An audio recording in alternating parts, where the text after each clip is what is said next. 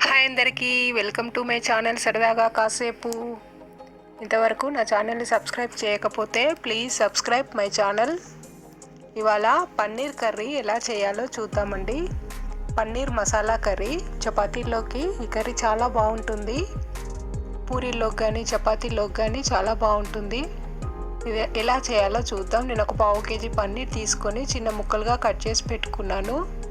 ఇప్పుడు స్టవ్ పై ప్యాన్ పెట్టుకొని ఆయిల్ వేసుకోవాలి. ఇందులో 1 స్పూన్ జీలకర్ర వేయాలి,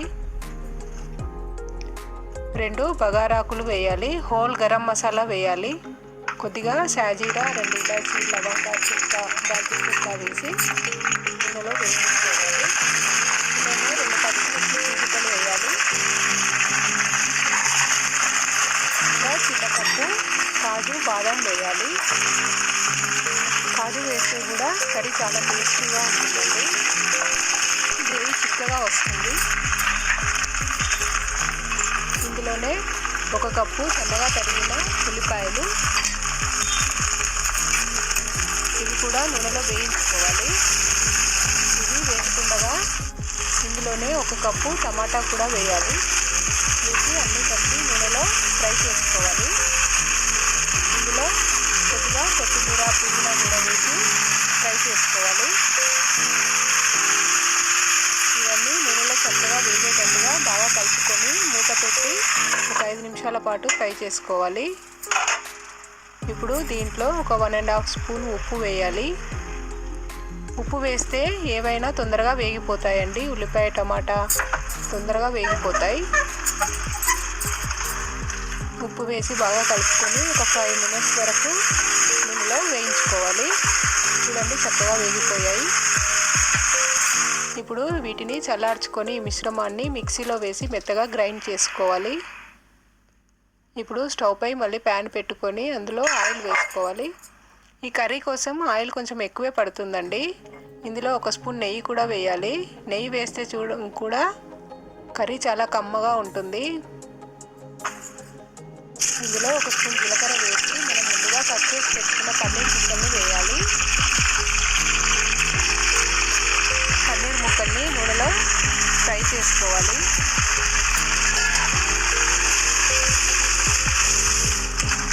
పన్నీర్ ముక్కలు ఫ్రై అయిన తర్వాత ఒక 2 బగారా ఆకులు వేయాలి. వేసి ఈ నూనెలోనే 1 స్పూన్ అల్లం వెల్లుల్లి పేస్ట్ వేయాలండి. ఈ కర్రీ చాలా తొందరగా చేసుకోవచ్చండి. ఇంకో 10 మినిట్స్లో కర్రీ మనం వండేసుకోవచ్చు. అంత ఈజీగా అయిపోతుంది. ఇందులోనే 1 స్పూన్ అల్లం వెల్లుల్లి పేస్ట్, అలాగే 1 స్పూన్ పసుపు వేయాలి.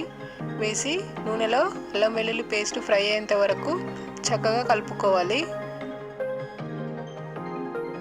ఇప్పుడు దీంట్లోనే మనం ముందుగా మిక్సీ చేసి పెట్టుకున్న ఉల్లిపాయ, టమాటా మిశ్రమాన్ని కూడా వేసి అంతా కలిసేటట్టుగా బాగా కలుపుకోవాలి.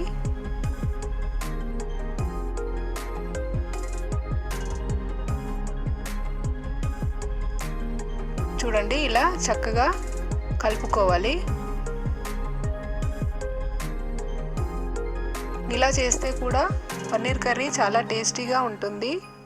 చపాతీల్లో కానీ పూరీలో కానీ ఈజీగా చేసుకోవచ్చు. ఇందులోనే కర్రీకి సరిపడా కారం వేసుకోవాలి. ఒక 2 స్పూన్లు కారం వేయాలి. స్పైసీగా తినేవాళ్ళు కొంచెం ఎక్కువే వేసుకోవచ్చు. 2 స్పూన్లు కారం, అలాగే 1 స్పూన్ ఉప్పు వేయాలి. మనం ముందే 1 స్పూన్ ఉప్పు వేసాం కదా, 1.5 స్పూన్ ఉప్పు వేసాము. చూసుకొని వేసుకోవాలి సాల్ట్. ఇప్పుడు బాగా కలుపుకోవాలి.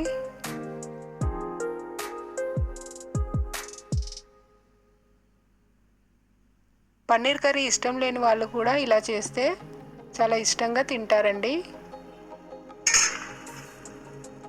చూడండి, నూనె చక్కగా పైకి తేలుతుంది. ఇందులో 1 స్పూన్ ధనియా పౌడర్ వేసుకోవాలి. వేసుకొని బాగా కలుపుకొని ఒక 5 మినిట్స్ చిన్న మంట మీద మగ్గించుకుంటే మనకు పన్నీర్ కర్రీ రెడీ అయిపోయినట్లే. నూనె అంతా చక్కగా పైకి తేలుతుంది. ఇంతే అండి, చాలా ఈజీ ప్రాసెస్. చూడండి, పన్నీర్ కర్రీ చాలా ఈజీగా చేసుకోవచ్చు.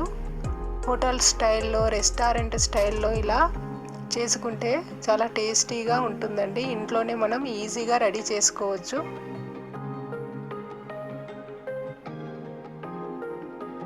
చాలా డెలీషియస్ ఫుడ్ అండి. చూడండి నూనె చక్కగా పైకి తేలింది. ఇంకా మనకు కర్రీ రెడీ అయిపోయినట్లే. మనం స్టవ్ ఆఫ్ చేసుకోవచ్చు. చివరగా కొత్తిమీర చల్లుకొని మనం స్టవ్ ఆఫ్ చేసుకుంటే పన్నీర్ కర్రీ మనకు రెడీ అయిపోయినట్లే.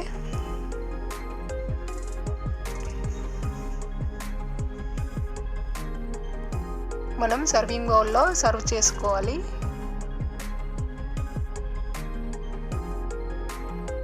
చాలా ఈజీగా రెస్టారెంట్ స్టైల్లో మనం ఇంట్లోనే పన్నీర్ కర్రీ రెడీ చేసుకోవచ్చు. పిల్లలు పెద్దలు అందరూ ఇష్టంగా తింటారండి. చపాతీల్లో కానీ పూరీల్లో కానీ అన్నంలో కూడా ఈ కర్రీ చాలా బాగుంటుంది. మీరు కూడా తప్పకుండా ట్రై చేయండి. మీకు ఎలా వచ్చిందో కామెంట్లలో తెలియచేయండి. మీకు ఈ వీడియో నచ్చినట్లయితే లైక్ చేయండి, షేర్ చేయండి. Thank you.